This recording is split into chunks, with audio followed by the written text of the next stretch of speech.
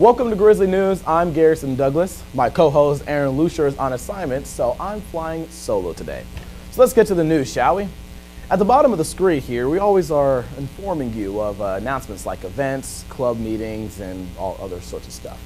But those are always events focused here on campus. What about things happening off campus, like concerts, art shows, and all that other stuff? What cool restaurants are there to eat at? I spoke to Explore Gwinnett to answer those very questions. All right, thank you, Jessica, for speaking with us. First, let's go ahead and ask you, I wanted to ask you this. What is Explore Gwinnett? So Explore Gwinnett is the tourism office for Gwinnett County. It's our job to market Gwinnett as a destination and to get visitors and conventions and different groups to come here and hang out. Wonderful, okay. So tell us, what kind of events are going to be happening specifically in the Gwinnett area?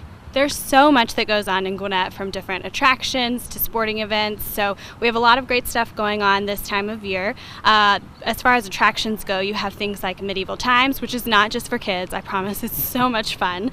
There's also some great stuff opening up, like Snow Mountain at Stone Mountain, as well as the ice rink at Sugar Hill, which is something that's really cool and unique to the area. A lot of people think they have to drive into Atlanta to go to the skating rink, and you don't have to. You can hang out up here. So that's what we have attraction-wise. As far as events, of course, this time of year you can expect a ton of holiday events to start coming up. So everything from Thanksgiving 5Ks to tree lightings and Christmas parades. We've got just about everything.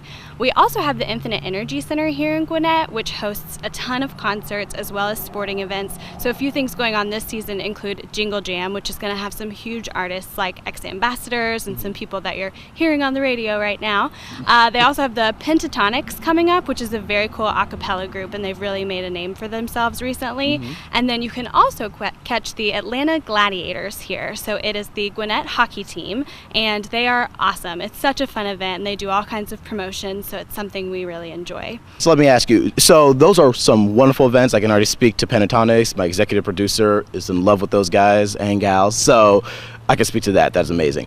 But is there any way that students can, view all the events? Is there a website that they can go to or anything like that, social media?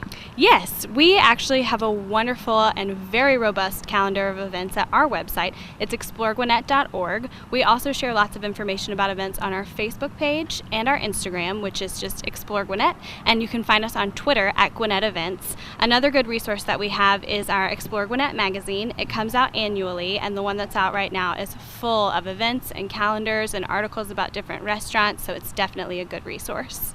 Oh, let me ask this.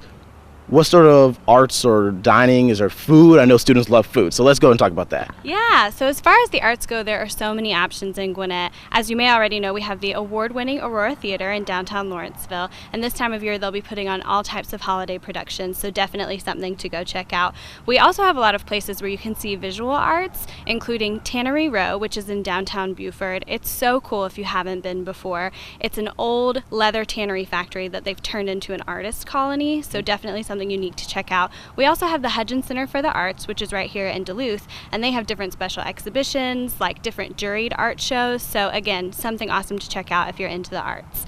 As far as dining goes, we have a ton of chef-driven restaurants, as well as a lot of diverse cultural different types of dining. So we recently got Old Fourth Ward Pizza in downtown Duluth. They actually moved out from Atlanta. So another one of those opportunities where you think, I need to go into the city to get good food, and you don't have to. You can stay right here in Gwinnett. We also have 1910 Public House and Local Republic, which both have great menus, as well as some really good craft beer if you're into that kind of stuff. As far as our diverse cultural dining, we have a ton of Asian dining in Gwinnett, especially in the Pleasant Hill Road area. A couple recommendations that we typically give are Breakers and the Stone Grill. They're both Korean barbecue, and it's delicious. You have to try it.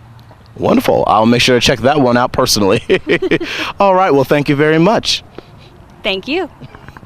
Now, last week we had an election. No big deal. Just voted for the president and all. But here in Gwinnett County, we also made some interesting history.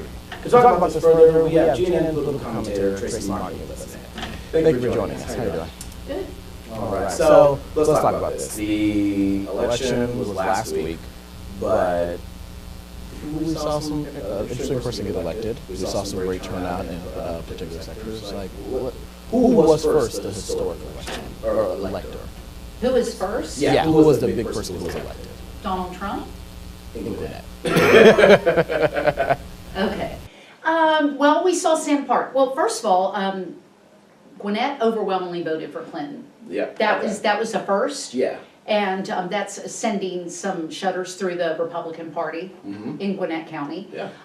Donna McLeod came very close to beating Joyce Chandler. In fact, they thought they'd won. It looked really good, but some absentee ballots came in, and that's what shifted that. So I'm quite sure that Donna McLeod is going to come back in 2 years. Okay. And continue fighting. Interesting. Yes. Try to overcome some of that gerrymandering that happened earlier on. That Right. kind of hurt it a little bit. So. And I think more people are waking up to the fact that Gwinnett County has had, the Republican Party in Gwinnett County has held like a monopoly over politics, Yeah. and they're just not going to be able to do that much longer because people are going to question, why do people keep overwhelmingly voting for a Democrat, but yet Republicans are holding all of the offices? Yeah. Yeah. But in good news, Sam Park won. Yes, that was the big one that I was noticing. Yeah. First, gay man first elected to the state legislature. And he's Asian. Asian. That was another. And I thought it was very interesting the fact that, because I know Valerie Clark was trying to run an experience campaign, that he has no experience, all that kind of stuff, and I'm the experienced one. So I felt it was very interesting. What does that say about, as some of the Trump people would say about Hillary, she had experience, but it was bad experience? Was it bad experience that people were voting against, or was it we just wanted to change? So, it could be very interesting. Change for the better? Just any kind of change. Yeah, fair enough. So it'll be interesting to see what do you project with Sam Park? Do you think he's going to be able to do a lot of things he wants to accomplish in the state legislature, or? Well, when I've met Sam a couple times, and I interviewed him briefly. He's not an individual, from what I could tell, that is just coming in with this great force that he's going to take over. There's a sense that he wants to really work diplomatically with people. It's interesting to see how this whole thing turns out. I mean, it was just, I feel like we were just reporting on this a couple of weeks ago, how or at least on election night, how the diversity's changed. The demographic makeup of when it's changed, and we were talking about was James Shealy. I was just going to say, they came very close. Even the Democratic candidates that did not win, they came very close. Yeah, and I think what a lot of people were saying, I think I even mentioned it on last Tuesday night, was that, maybe something that we see affect us later on, not necessarily today, but apparently it affected right now. That the demographic change swept a lot of people up, whether you won or not. Like I said, very close. So it's going to be interesting to see what happens for the next couple of years, right? Yeah, and I really hope, personally, I'm really hoping that the Democrats that are being ushered in are wanting to work diplomatically and democratically and collectively with the Republican candidates, because here's the catch. Republicans have been running Gwinnett County for decades, if not 100 since its inception, right?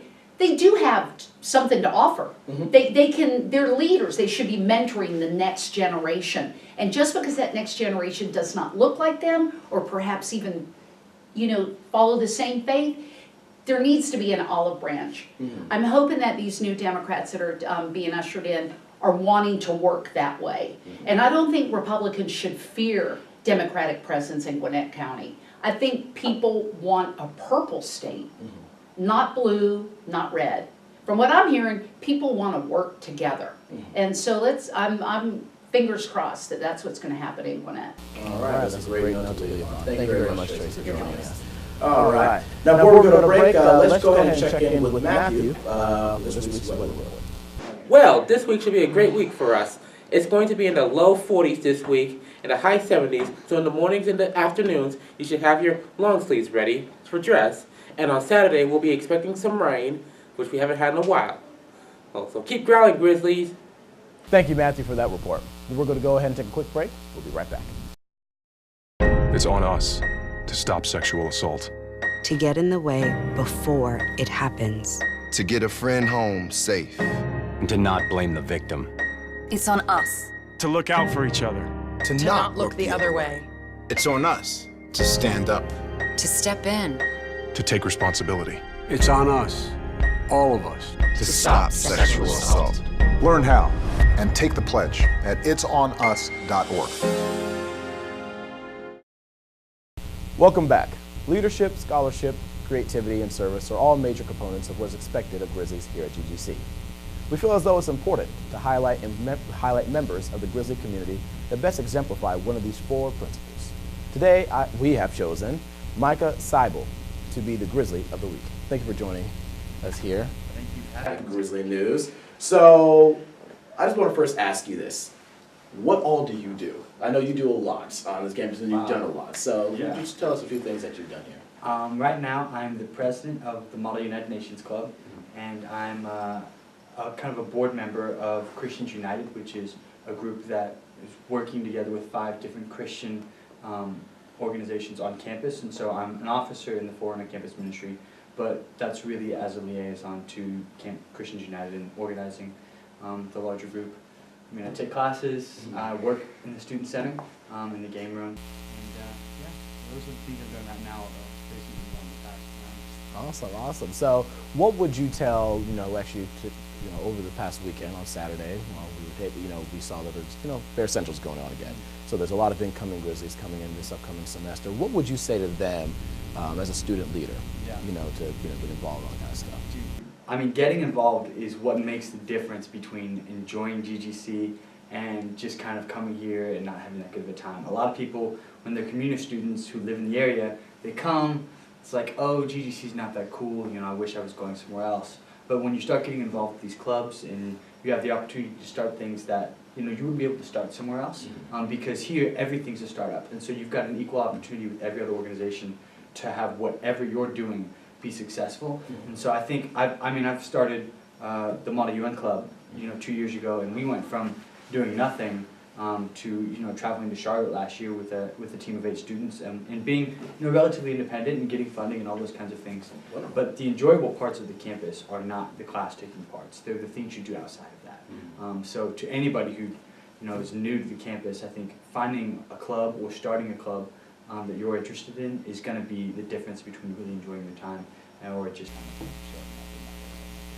Awesome. So, what would you say? Now, I know you took part in the Grizzly Leadership Academy for the month of November, actually. So this month, actually. So, what would you say to other student leaders to help, maybe bolster their skills or anything like that? Yeah, I mean, the Leadership Academy is a great tool that we use. It's once a month. Basically, you can come and you can have people who have experience with the events here at GGC give you basically insider information on how to be successful. So as being a leader, there's so many different things you can do to be great or to epically fail. But I think probably one of the main things that I'm learning about right now is having a solid community of teamwork, which means you've got to be close with the people that you work with. You've got to have a relationship and a rapport that works well because in times that even I'm experiencing right now, if you don't have great relationships, then when things get difficult or when you come close to a deadline or when there's a lot of stress, the team will tend to fall apart instead of pull together. And that's one of the things that I've really found can be a make or break in the success of something. Sometimes you'll have people come close together, sometimes they'll fall further apart. And leadership, if you can build those relationships, it's really going to help when things get hard. So. Phenomenal. All right, so I would like to go ahead, Erin normally does this, but I would like to go ahead and give you your Grizzly of the Week award. Just dropped my mic, but so thank you again for all the work that you do on this campus, and hopefully we can keep, hopefully we can have you on again one more time before the end of the semester or next semester or something like that. So, all right. Now I normally would like to end the show with a joke or just a fun, positive activity, but I can't do that today. Last Tuesday was Election Day in America, and if you watched our live coverage, you would know that I was not predicting this would happen, but it did. Donald Trump is the 45th president of the United States. I accept that, and I believe a lot of you should as well. He won this election under the same system the 44 presidents before him were under. America can have a debate on the Electoral College for the elections to come after, but I don't believe we can retroactively change the rules after someone you don't like, who followed the rules, won the election. Now, we face a larger issue on this campus in particular, though. If you supported Donald Trump for president, congratulations on your win. But on this campus, we respect one another. We are diverse in our ethnicity, gender, religious beliefs, sexual orientation, and so much more. Many of you felt pain for the past several years. The pain of being unheard or feeling attacked by those who were different and thought differently than you. Don't spread that same feeling. Scripture tells us, love your enemies, do good to them, and lend to them without expecting to get anything back. Then your reward will be great, and you will be children of the Most High. This election has left deep scars and wounds on the winners and the losers. But over the next days and months, we have a real opportunity to hear each other out and frame the conversations to come for the next several years. We have a real opportunity to show other campuses and the country that our diversity and our differences are not our weaknesses, but rather our strength. So let's show love, let's show grace, let's show respect. If you see someone being bullied or attacked, speak up and let an official know. I understand this is a tense time, but we will get nowhere when we are screaming and spreading messages of hate and pain. In this country and on this campus, we rise together and we fall together. So let's actually work together. Thank you, and keep ground, Grizzlies.